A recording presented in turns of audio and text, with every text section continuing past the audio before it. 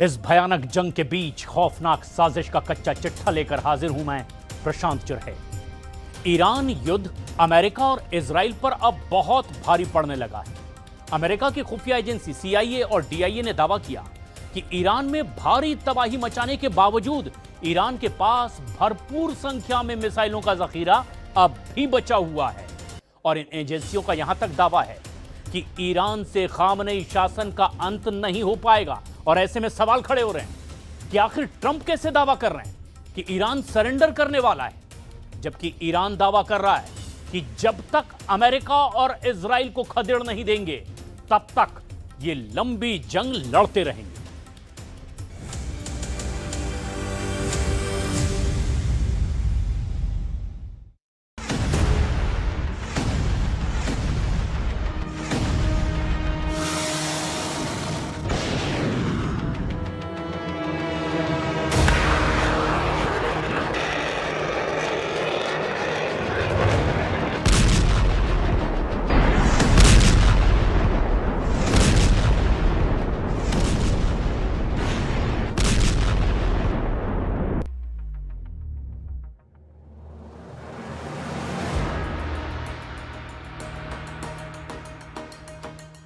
दो हफ्ते से ज्यादा की जंग में अभी तक अमेरिका और इजराइल मिलकर भी ईरान को घुटनों पर नहीं ला पाए हैं।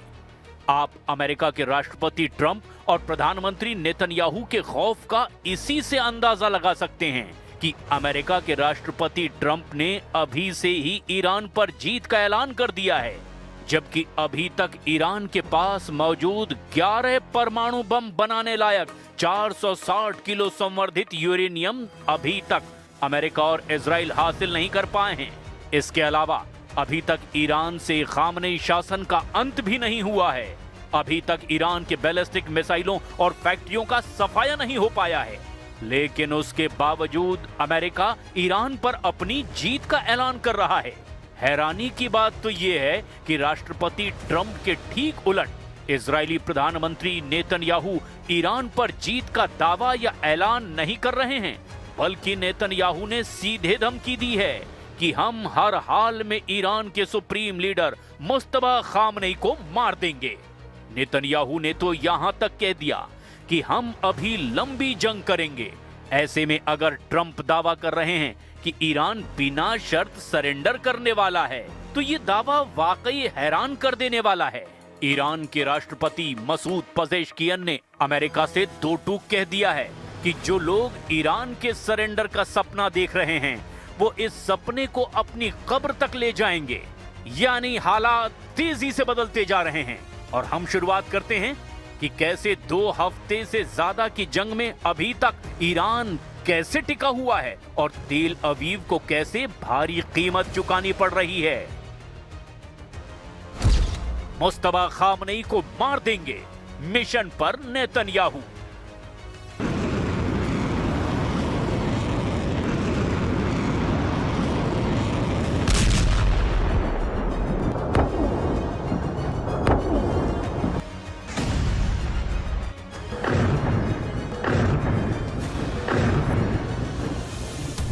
मुस्तफा खामनेई को नहीं छोड़ूंगा। नेतन्याहू की इस धमकी से साबित हो गया कि अभी ईरान युद्ध लंबा चलेगा। चाहे ट्रंप दावा ये करें कि ईरान युद्ध हार चुका है, इसके पीछे की सबसे बड़ी वजह है ईरान के नए सुप्रीम लीडर मुस्तफा खामनेई, जो लगातार अमेरिका और इजराइल से बदला लेने की धमकियां न सिर्फ दे रहे हैं बल्कि ऐसा करते भी दिखाई दे रहे हैं। इस वक्त ईरान के राष्ट्रपति मसूद पजेश्कियन, NSA अली लारिजानी, विदेश मंत्री अब्बास अरागची समेत IRGC के सभी बचे हुए टॉप कमांडर अमेरिका और इजराइल से अब आर पार की जंग करने पर आमादा हैं। अमेरिका और इजराइल ने अब तक ईरान में 6000 से ज्यादा ठिकानों पर एयर स्ट्राइक की है। युद्ध के पहले 12 घंटे में ही लगभग 900 हमले किए गए थे। अमेरिका के ऑपरेशन एपिक फ्यूरी और इजराइल के रोरिंग लॉयन से ईरान लगभग तबाह हो चुका है। ईरान की 60% से ज्यादा मिसाइल दागने की क्षमता नष्ट हो चुकी है। इजराइल का दावा है कि उसने ईरान के 17 में से 10 वायुसेना अड्डों को भारी नुकसान पहुंचाया है और 300 से ज्यादा मिसाइल लॉन्चरों को बेकार कर दिया है। यहां तक कि ट्रंप ईरान के 50 से ज्यादा नौसैनिक जहाज और कई ड्रोन फैक्ट्रियों को तबाह करने का दावा कर चुके हैं। लेकिन इतना भीषण नुकसान झेलने के बावजूद ईरान जमकर पलटवार कर रहा है और यही वजह है कि ट्रंप के ठीक उलट नेतन्याहू ईरान की पूरी लीडरशिप को खत्म कर देना चाहते हैं, जिसमें अब सबसे पहला नंबर मुस्तफा खामनेई का है।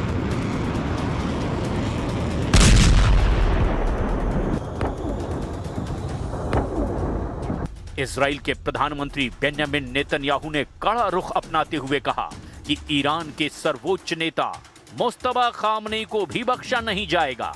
नेतन्याहू ने दो टूक कह दिया कि किसी भी आतंकी संगठन के नेता को नहीं छोड़ेंगे। नेतन्याहू ने दावा किया कि ईरान के खिलाफ अमेरिका और इजराइल का संयुक्त अभियान उम्मीद से बेहतर प्रदर्शन कर रहा है और इजराइल अब पहले से कहीं ज्यादा मजबूत है।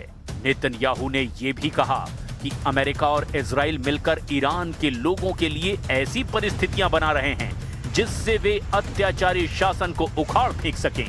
नेतन्याहू ने जोर देकर कहा कि अब पहले जैसा ईरान नहीं रहेगा और ना ही पहले जैसा पश्चिम एशिया रहेगा। Iran's leadership is in no better shape. Desperate and hiding, they've gone underground, cowering. That's what rats do. We know the new so-called not-so-supreme leader is wounded and likely disfigured. He put out a statement yesterday, a weak one, actually, but there was no voice and there was no video.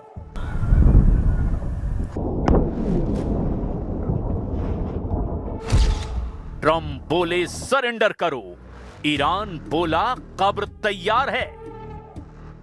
राष्ट्रपति Trump के बदलते बयान और बौखलाहट साफ साबित कर रहे हैं कि ईरान युद्ध में अमेरिका बुरी तरह से फंस चुका है। उसको जरा भी अंदाजा नहीं था कि ईरान इतना जबरदस्त पलटवार करेगा। हालांकि ईरान के सुप्रीम लीडर मुस्तफा खामनेई का अभी तक वीडियो सामने नहीं आया है, लेकिन मुस्तफा के नाम से जो संदेश आ रहे हैं उससे साबित हो रहा है कि वो युद्ध में पूरी तरह से उतर चुके हैं। हालांकि कुछ रिपोर्ट में दावा किया गया कि मुस्तफा खामनेई बुरी तरह से घायल हैं और आईसीयू में भर्ती हैं, लेकिन इसके बावजूद ईरान के ड्रोन हमलों ने सऊदी अरब, UAE, Bahrain, Iraq, Oman, Qatar, Kuwait और जॉर्डन समेत अमेरिका के 27 में से 17 अड्डों पर भीषण हमले किए हैं। यहां तक कि ईरान की 60% मिसाइल क्षमता नष्ट होने के बावजूद ईरान की बैलिस्टिक और हाइपरसोनिक मिसाइलों ने अमेरिका के और इजराइल के अड्डों के चीथड़े उड़ाकर रख दिए हैं।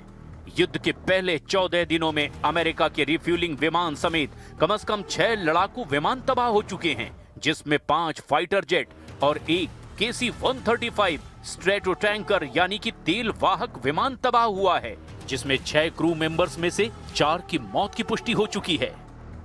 We are doing right now is just defending our dignity, our sovereignty against this unlawful, brutal attack. I think those who are used to just call both sides on an equal footing and do not distinguish between the victim and the aggressors should really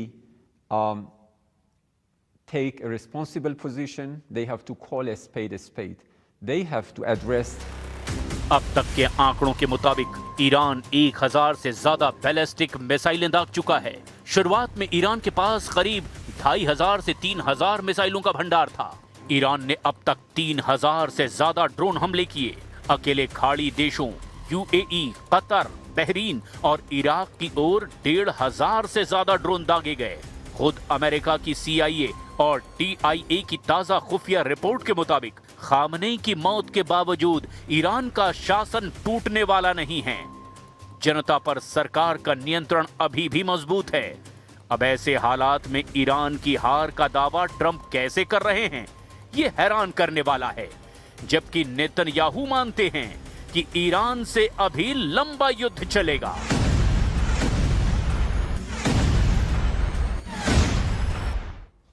अब president Trump ने ऐलान कर दिया है कि अमेरिकी navy Hormuz strait से गुजरने वाले तेल टैंकरों की सिक्योरिटी की गारंटी देगी। ट्रंप ने एक बार फिर धमकी दी कि आने वाले हफ्ते में ईरान पर सबसे भयानक हमला होगा।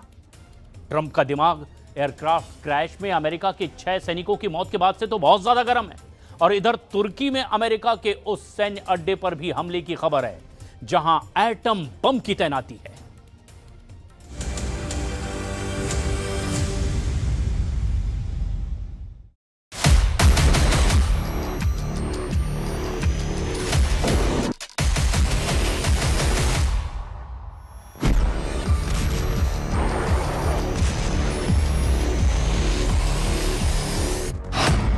ट्रंप का रिफ्यूलिंग एयरक्राफ्ट KC-135 भस्म।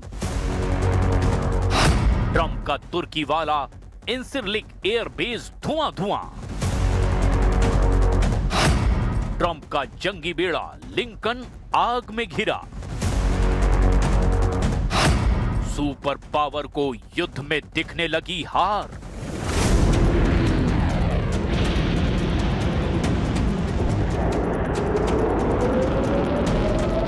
ईरान ने जबरदस्त हमलों से 13 वॉर जोन में बढ़त बना ली है। खाड़ी से तुर्की तक ईरान की मिसाइलें उड़ रही है। समुद्र में ईरान की बारूदी सुरंग फट रही है।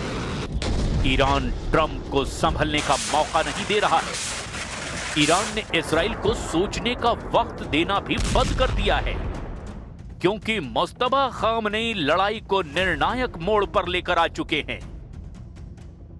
वजह है अमेरिका और इजराइल के हथियारों की बर्बादी। अमेरिका के सैन्य अड्डों की कमजोरी ने ईरान के हौसले बुलंद कर दिए हैं। अमेरिका के सबसे कुख्यात जंगी हथियारों की हवा खराब हो चुकी है। ट्रंप के 4 जंगी लड़ाके युद्ध में बेमौत मारे गए हैं। ईरान से लड़ाई शुरू होने के बाद ट्रंप के 3 F-15E स्ट्राइक ईगल्स कुवैत में ढेर हुए। इसके बाद सबसे बड़ा चौथा झटका अब इराक में KC-135 टैंकर बोइंग 707 एयरलाइनर को क्रैश से लगा है, जिसमें अमेरिका के 4 सैनिकों की मौत हो गई है। सिर्फ इन 4 हादसों से ट्रंप को करीब 1200 करोड़ रुपए का घाटा लग चुका है। यह नुकसान कई गुना ज्यादा हो सकता है, क्योंकि अमेरिका ने कई हथियारों की तबाही को गुप्त रखा हुआ है। इराक के आसमान में 2 एयरलाइनर उड़ रहे थे। उनमें से एक जलकर राख हो गया, दूसरा बच गया। लेकिन ईरान के सटीक हमलों से अमेरिका के जंगी बेड़ों को बचाना अब मुश्किल लग रहा है। ईरान के इस्लामिक रिवॉल्यूशनरी गार्ड्स ने दावा किया कि उन्होंने अमेरिका के कैरियर लिंकन को मिसाइलों और ड्रोन से दहला दिया है। ईरान ने यह तक कहा कि उसके हमलों से डरकर लिंकन भाग खड़ा हुआ है। रिवॉल्यूशनरी गार्ड ने बताया कि लिंकन को समुद्र में ईरान से 340 किलोमीटर दूर निशाना बनाया गया। प्रेस टीवी पर जारी बयान में जंगी बेड़े पर हमलों का क्रेडिट ईरान के पवित्र पैगंबर के केंद्रीय मुख्यालय को दिया गया।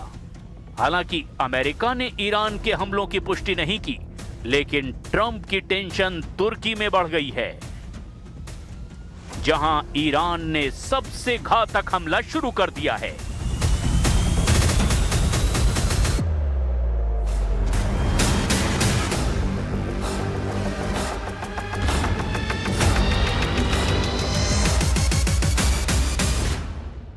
ये तुर्की के अदाना स्टेट का वीडियो है, जहां ईरान की मिसाइलों के वीडियो नागरिकों ने बनाए हैं।